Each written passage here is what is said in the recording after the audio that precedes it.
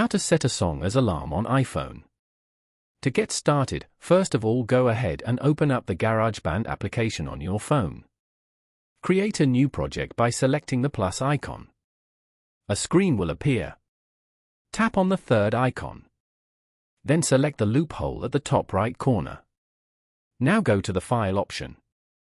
Select the song that you want to choose as the ringtone and add that track or song to the GarageBand. When the song is visible, drag the audio file from the browser onto the editing timeline.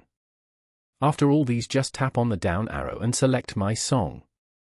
In the GarageBand file browser, then, long press the project you just saved and tap Share from the menu. Now choose Ringtone as the export format.